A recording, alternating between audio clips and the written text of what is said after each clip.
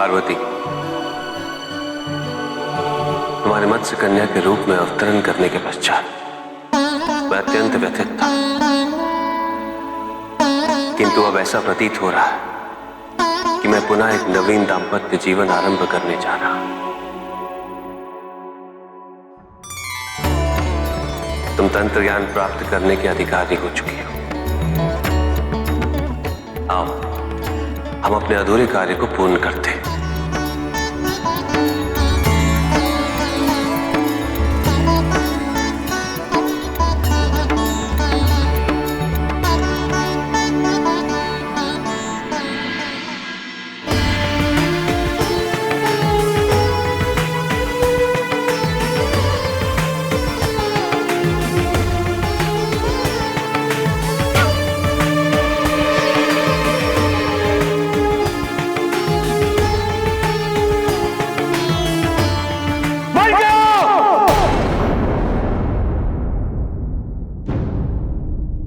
सब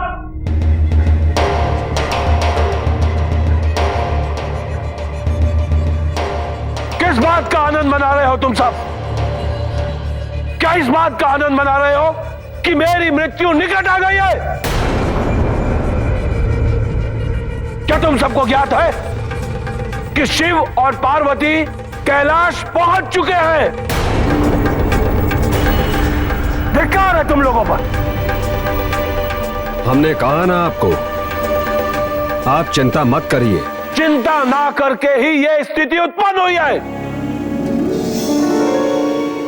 मैं ही मूर्ख था जो तुम जैसे लोगों से सहायता की अपेक्षा कर रहा था।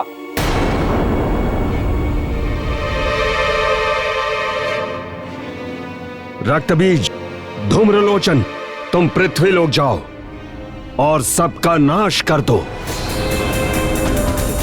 रक्त की नदियां बहाओ। जाओ, जो आज्ञा।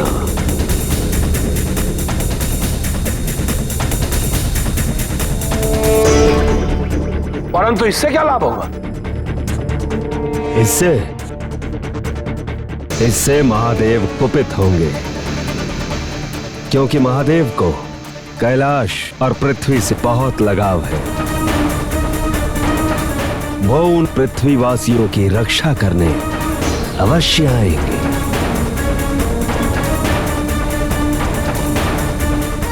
रक्तबीज को मारने की प्रक्रिया में सहस्त्रों रक्तबीज पृथ्वी पर उमड़ने लगेंगे। महादेव का ध्यान उन सारे रक्तबीजों के संहार में केंद्रित होगा और तब हम पार्वती का अपहरण करेंगे। मत भूलिए असुरराज, जितना आपको अपने मृत्यु से भय है, उससे कहीं अधिक लालसा हमें पार्वती को प्राप्त करने में है।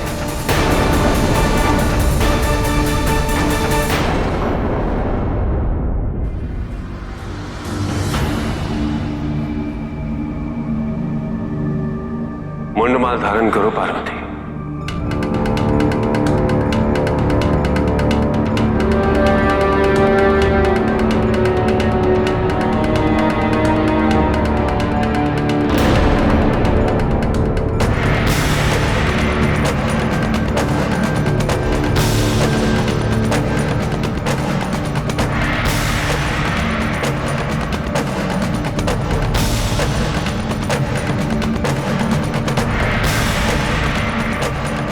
पार्वती,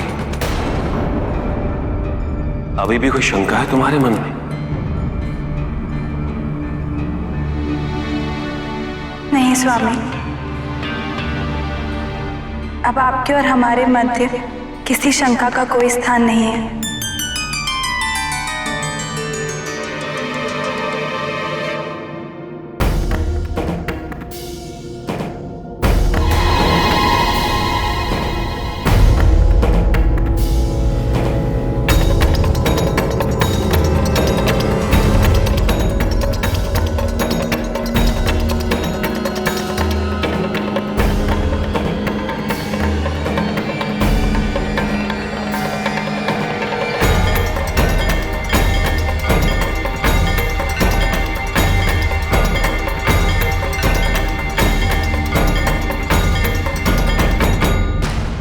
समय तुम्हारी सारी जिज्ञासाओं और ज्ञान पिपासा को तृप्त करने का है,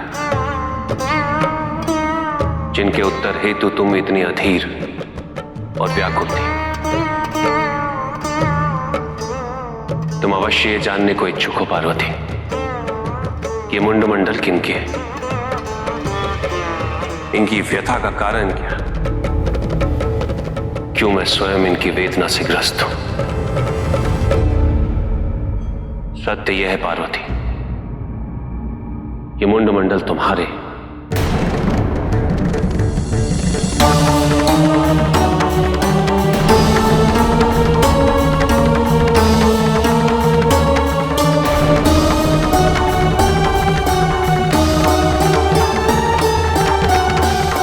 क्या?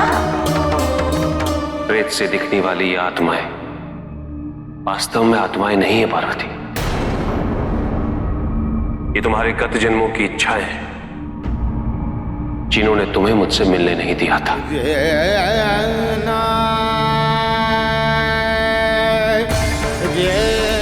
मानव देह में 7 शरीर होते हैं, जिनमें 14 शरीर है ज्ञानमय कोश। इसमें इच्छाएं भी वास करती हैं और इच्छाओं से छुड़ाने वाला ज्ञान भी। जब इच्छाएं अधिक बलवान हो जाती तो उनसे उत्पन्न हुए कंपन चौथे शरीर को प्रेत योनि से बांध देते हैं। शुद्ध आत्माएं छूटकर नवजीवन की ओर प्रयाण कर जाती हैं, किंतु इच्छाओं से भरा चौथा शरीर प्रेत योनि में पीड़ा भुगतता रहता है। ये सारे मुंड भी तुम्हारे गत जन्मों के मुंड हैं पार्वती।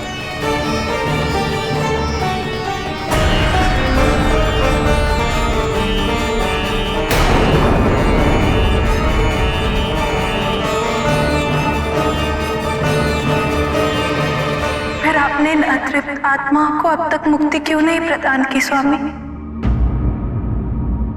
क्योंकि अपनी अतृप्त इच्छाओं को मुक्ति तुम ही प्रदान कर सकती हो पार्वती, मैं नहीं।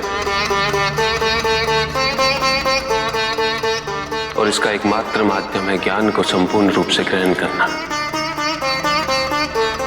इसीलिए मैंने इतने युगों से इन आत्माओं को संरक्षित कर रखा है, जो मैं तुम्हें तुम्हारे ज्ञान की प्राप्ति के पश्चात सौंपना चाहता हूं। आओ पार्वती, तंत्र ज्ञान की प्रक्रिया को पुनः आरंभ करते हैं।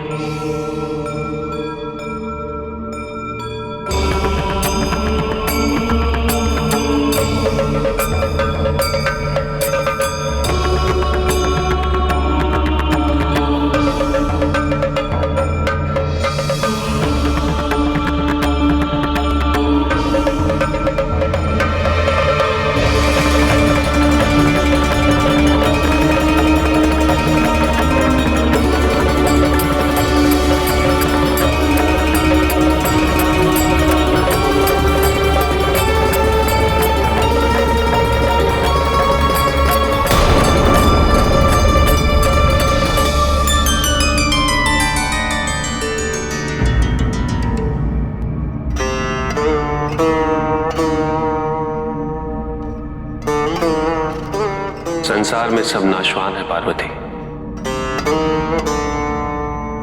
यदि कुछ स्थिर है तो वह है ज्ञान।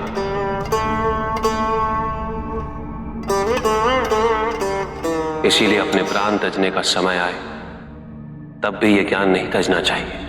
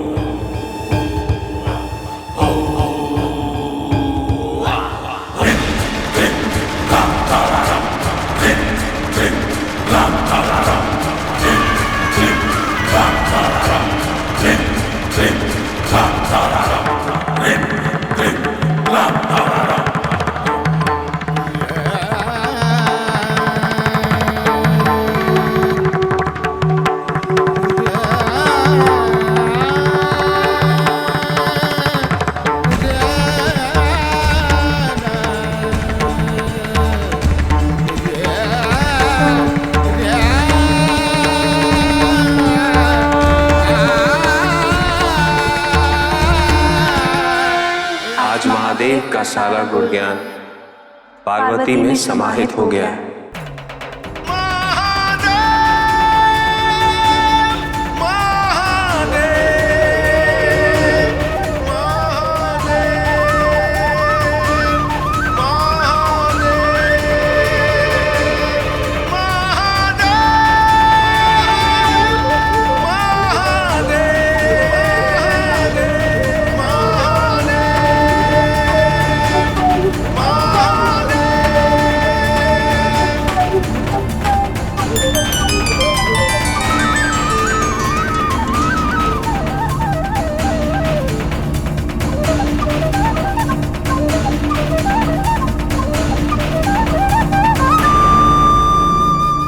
अब तुम तंत्र विद्या का संपूर्ण ज्ञान प्राप्त कर चुकी हो पार्वती।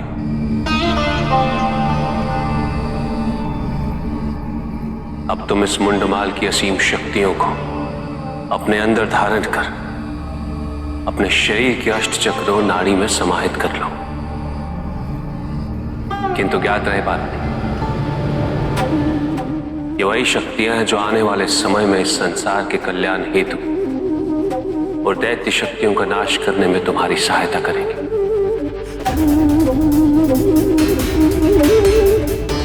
इस मुंडमाल की शक्तियों द्वारा ही तुम परिस्थितियों अनुसार विभिन्न रूप धारण कर सकोगे।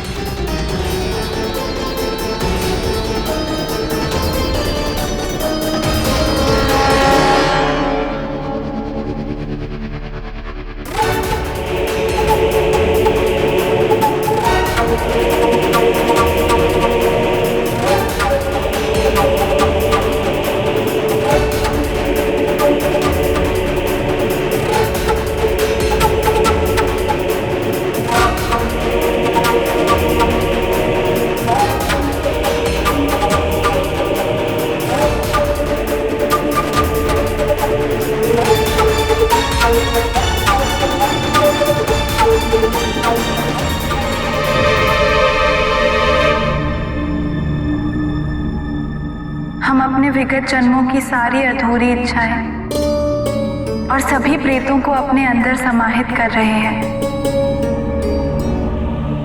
अब इन इच्छाओं का हमारे भीतर प्रवेश करते ही इनका शमन हो जाएगा।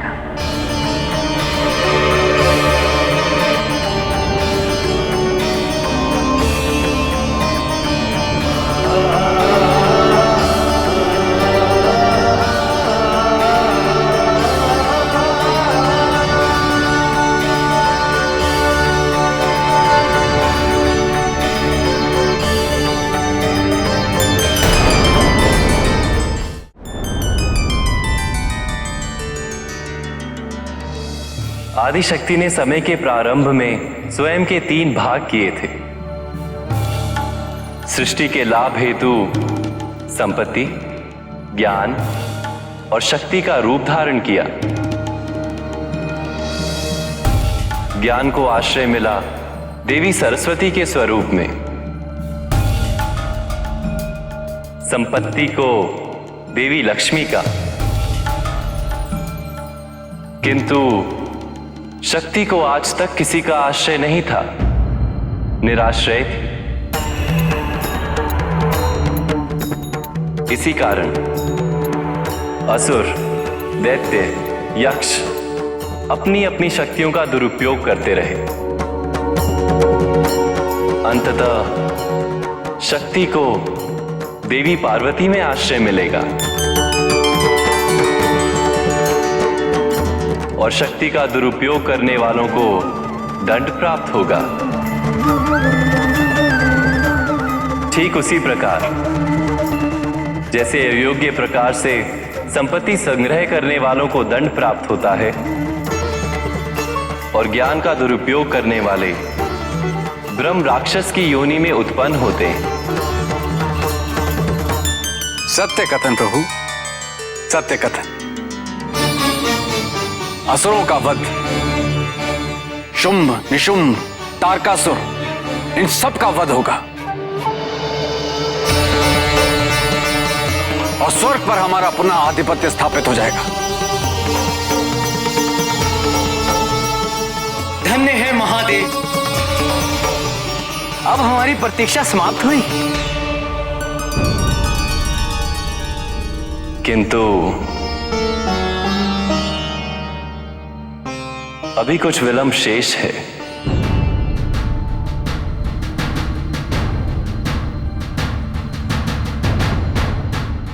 अब कैसा विलंब प्रभु?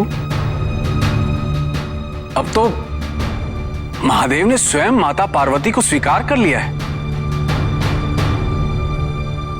अर्थात महादेव को माता पार्वती की संपूर्णता का आभास हो चुका है। अब तो विलंब का प्रश्न ही नहीं उत्पन्न होता प्रभु। आप सभी जाइए और महादेव से विनती कीजिए। केवल महादेव ही आपकी सहायता कर सकते हैं। आपका संकेत किस ओर है प्रभु? क्या यह भी संभव है कि माता पार्वती असुरों का वध ना करें? कदाचित।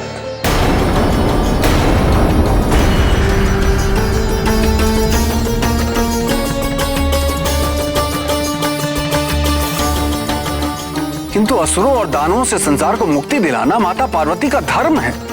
किंतु देवी पार्वती के और भी धर्म हैं। ऐसा कौन सा धर्म है माता पार्वती के जीवन में जो असुरों और दानवों के वध से अधिक महत्व रखता है? जाइए देवराज, महादेव से विनती कीजिए।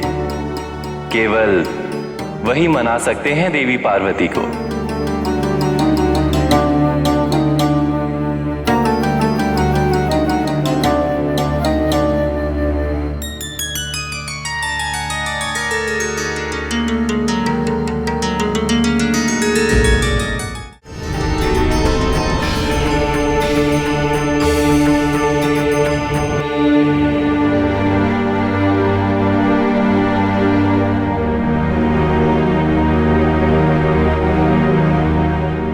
हमारे अज्ञान और मूढ़मति के कारण आपको बहुत विरह भोगना पड़ा।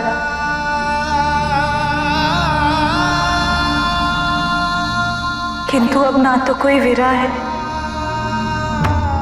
और ना उससे जुड़ी इच्छाएं शेष है।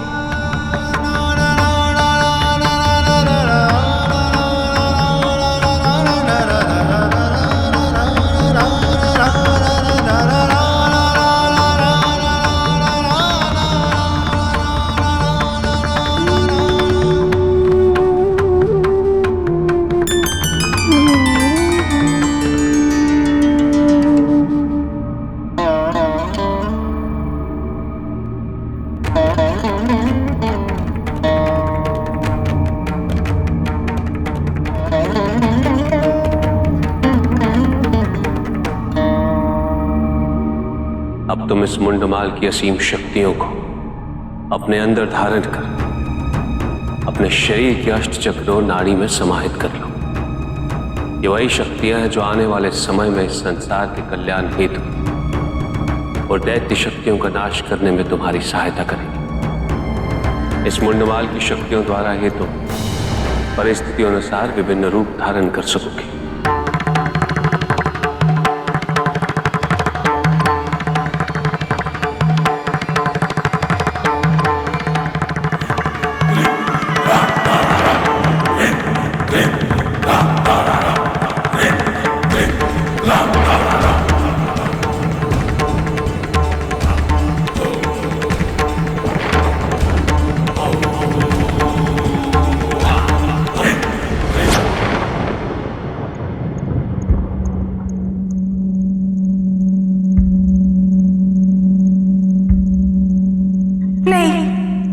ऐसा नहीं हो सकता,